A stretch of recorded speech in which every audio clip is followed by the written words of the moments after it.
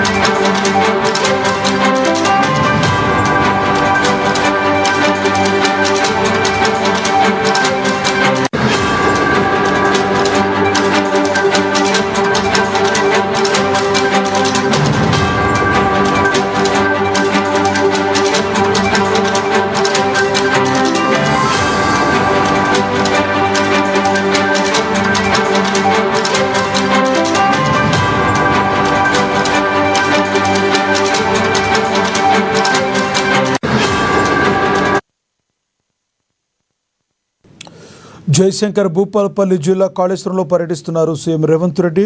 సరస్వతి పుష్కరాల్లో పాల్గొన్నారు. ముందుగా సరస్వతీదేవి విగ్రహాన్ని ఆవిష్కరించారు. తర్వాత నదిలో పుష్కర స్నానం చేశారు. ఇక ఇదే అంశం గురించి మరింత సమాచారాన్ని మా ప్రతినిధి రమేష్ కాళేశ్వరం నుంచి లైవ్ అందిస్తారు. రమేష్, చెప్పండి, ఈ సరస్వతి పుష్కరాలకు సంబంధించి అక్కడున్న తాజా పరిస్థితులు ఏంటి? ఏదైతే సరస్వతి పుష్కరాలకు సంబంధించి సీఎం రేవంత్ రెడ్డి కొద్దిసేపటి క్రితం ఇక్కడ చేరుకున్నారు లక్ష్మీనాగ్. ముఖ్యంగా మంత్రి సీఎం రేవంత్ రెడ్డితో పాటు దేవాదాయ శాఖ మంత్రి కొండ సురేఖ, అలాగే పొన్నం ప్రభాకర్ గౌడ్, ప్రభుత్వ సలహాదారు వేం నరేందర్ రెడ్డి కూడా ఇక్కడ చేరుకున్నారు. ఇక్కడ చేరుకున్న తర్వాత ఏదైతే కాళేశ్వరం వద్ద పుష్కరఘాట్లో ఏర్పాటు చేసినటువంటి 17 అడుగుల సరస్వతీదేవి ఏకశిలా విగ్రహాన్ని సీఎం రేవంత్ రెడ్డి ఆవిష్కరించారు. ఆ తర్వాత పుష్కరిలో బాగా స్నానం చేసేందుకు కూడా ఇటు సీఎం రేవంత్ రెడ్డితో పాటు మంత్రులు కూడా వెళ్లారు. దాంతోపాటు అక్కడ హారతి కూడా ఇవ్వడం జరిగింది. ఇక్కడ ఐటీ శాఖ మంత్రి దుద్దిల్ల శ్రీధర్ బాబు పూర్తి బాధ్యతలు కూడా తీసుకొని ఇక్కడ ఏర్పాట్లు అయితే చేయడం జరుగుతుంది. ముఖ్యంగా ఏదైతే ఈరోజు త్రివేణి సంగమం వద్ద పుణ్యస్థానాలు ఆచరించిన తర్వాత ఇప్పటికే సీఎం రేవంత్ రెడ్డితో పాటు రాష్ట్ర మంత్రులు కూడా స్నానాలు అయితే ఆచరించడం జరిగింది. ఏదైతే సరస్వతి పుష్కరాలు త్రివేణి సంగమంలో వారంతా స్నానాలు ఆచరించారు. 12 ఏళ్లకు ఒకసారి వచ్చేటువంటి ఈ పుష్కరాల్లో స్నానాలు ప్రారంభించి స్నానం చేయడం జరిగింది. అలాగే ఈ స్నానాలు ముగిసిన తర్వాత కాళేశ్వర ముక్తీశ్వరుల విగ్రహాన్ని దైవాన్ని దర్శించుకుంటారు సీఎం. ఆ తర్వాత సరస్వతి ఘాట్లో ఏర్పాటు చేసినటువంటి సరస్వతి నవరత్నమాల ఆరతి దర్శన కార్యక్రమంలో కూడా సీఎం పాల్గొంటారు. అయితే తెలంగాణ రాష్ట్రం ఆవిర్భవించిన తర్వాత తొలిసారి ఈ సరస్వతి పుష్కరాలు అయితే ఇక్కడ జరుగుతున్నాయి. ముఖ్యంగా భూపాలపల్లి, జయశంకర్ భూపాలపల్లి జిల్లాలో ఇప్పుడు జరుగుతున్నటువంటి పుష్కరాలకు ప్రభుత్వం సుమారు 35 కోట్ల రూపాయలను కేటాయించింది. ఇందులో భాగంగా 17 అడుగుల సరస్వతి విగ్రహాన్ని, ఏకశిలా విగ్రహాన్ని కూడా ఏర్పాటు చేయడం జరిగింది. ఈ విగ్రహాన్ని అయితే రమేష్, అక్కడ అధికారులు ఈ సరస్వతి పుష్కరాల్లో భాగంగా రానున్న రోజుల్లో ఎక్కువ మంది భక్తులు వచ్చే అవకాశం ఉంది. మరి వాళ్ళకందరికీ కూడా ఎటువంటి ప్రాబ్లమ్స్ లేకుండా కట్టుదిట్టమైన చర్యలు ఏమైనా తీసుకున్నారా అక్కడ? జయశంకర్ భూపాలపల్లి జిల్లాకు సంబంధించి ఎక్కువ ఫారెస్ట్ ఏరియా ఉంటుంది. దాంతోపాటు ప్రాణహిత సంబంధించిన నదీ ప్రాజెక్టులు కూడా ఇక్కడ ఉన్నాయి. అయితే రేపటి నుంచి సాధారణ భక్తుల పెరిగేటువంటి అవకాశం ఉంది. ఈ నెల చివరాఖరి వరకు కూడా ఈ సరస్వతి పుష్కరాలు కొనసాగుతాయి లక్ష్మీనాగ్. ఈ నేపథ్యంలో భక్తులకు ఎటువంటి ఇబ్బందులు కలగకుండా ఇక్కడ మనం చూస్తున్నాము. బారికేడ్ లైన్స్ ద్వారా కూడా ఏర్పాటు చేయడం జరిగింది. అలాగే ఇక్కడికి వచ్చేటువంటి మహిళలకు సంబంధించి దుస్తులు మార్చుకునేందుకు టెంపరీ రూమ్లతో పాటు టెంపరీ టాయిలెట్స్ కూడా ఏర్పాటు చేయడం జరిగింది. అలాగే స్నానాలు ఆచరించి కొంత ఎండ తీవ్రత ఎక్కువగా ఉన్న నేపథ్యంలో సేద తీరేందుకు మండపాలు కూడా పుష్కర ఘాట్లో అయితే ఏర్పాటు చేశారు. 2 పుష్కర ఘాట్లను ఇక్కడ భక్తుల కోసం ఏర్పాటు చేశారు. దాంతోపాటు పోలీసు బందోబస్తును కూడా ఏర్పాటు చేశారు లక్ష్మీనాథ్. అయితే రమేష్, ప్రధానంగా చూసుకుంటే ఈ సరస్వతి పుష్కరాల్లో పాల్గొనేందుకు ఓన్లీ తెలంగాణ నుంచే భక్తులు వచ్చే అవకాశం ఉందా, లేదంటే 2 తెలుగు రాష్ట్రాల నుంచే కాక చుట్టుపక్కల బోర్డర్లో ఉన్న ప్రాంతాల నుంచి కూడా భక్తులు వచ్చే అవకాశం ఉందంటారా?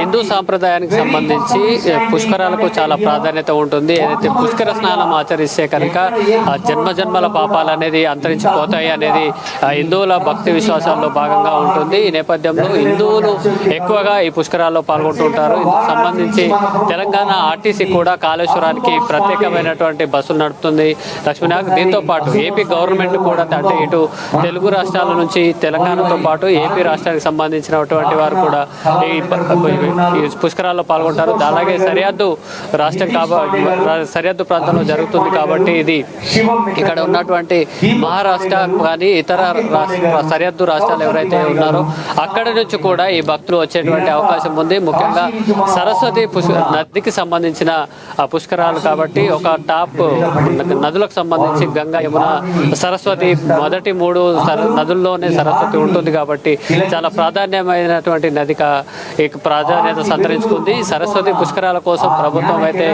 కట్టుదిట్టమైన భద్రత ఏర్పాటు చేయడం జరిగింది. అలాగే తెలంగాణ ఆర్టీసీతో పాటు ఆంధ్రప్రదేశ్కి సంబంధించినటువంటి ఆర్టీసీ కూడా స్పెషల్ బస్సులు ఈ పుష్కరాల కోసం అయితే నడుపుతుంది లక్ష్మీనాథ్. Thank you Ramesh.